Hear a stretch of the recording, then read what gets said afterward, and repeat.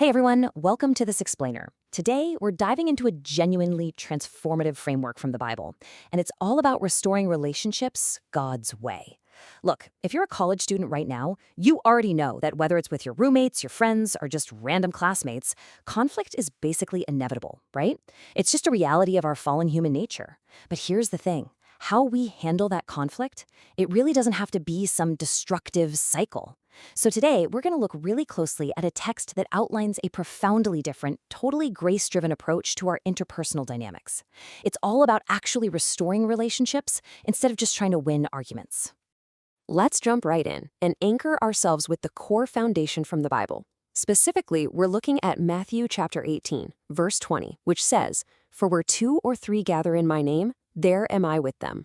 Now, to give you a little historical context before we get into the specifics, Jesus was speaking to a first-century Jewish audience here, and they understood that establishing truth in any serious matter required two or three witnesses. So in the context of the early church, this wasn't just about, people hanging out. It was about gathering with the specific, authoritative purpose of church discipline and reconciliation.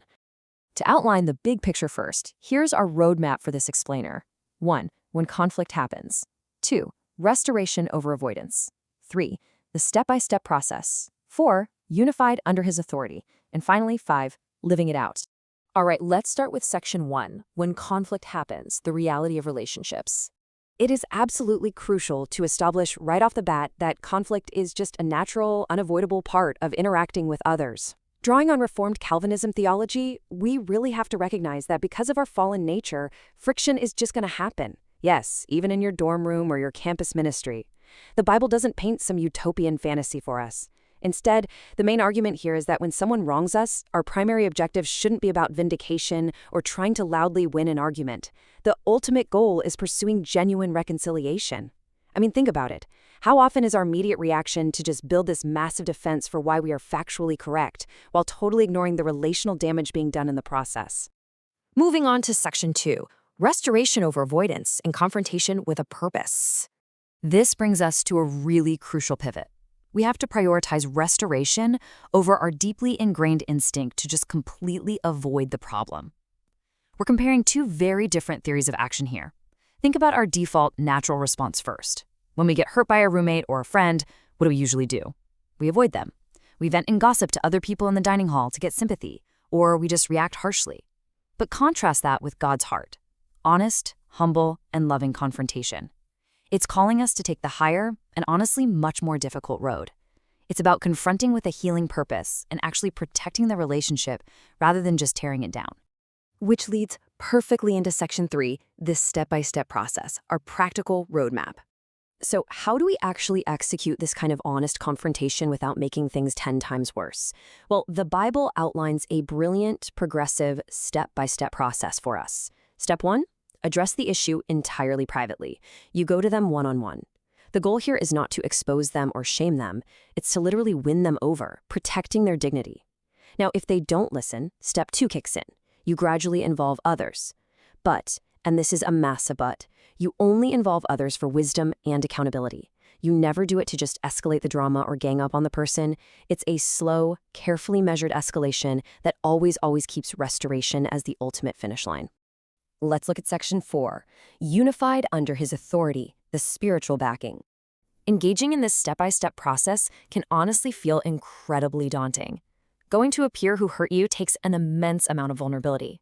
But this ties right back to the verse we started with. The text highlights a powerful promise. When believers gather under his authority to seek truth and restoration, Jesus himself is actively present. In Reformed theology, we rely heavily on this exact reality.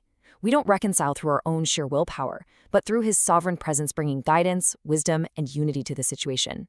The main takeaway here, you aren't doing this alone. And finally, section 5, living it out, the practical application. It's one thing to understand all this theology, it's a whole other thing to step away and actually apply it to your own relationships right now.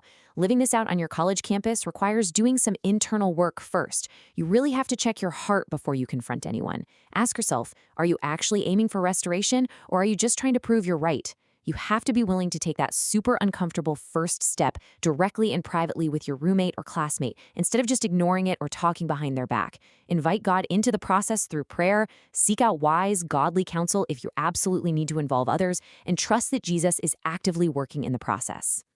To clearly conclude our explainer today, I want to leave you with this final, provocative question to reflect on. Is there a relationship in your life right now, maybe a roommate, a lab partner, or a friend in your study group, where you've been avoiding conflict instead of pursuing restoration? Look, we all have those lingering tensions we'd much rather just ignore. But based on what we've unpacked today, what would it actually look like for you to trust Jesus' sovereign presence this week and take that brave, private, and loving first step toward reconciliation? It's for sure not easy, but it's exactly what we are called to do.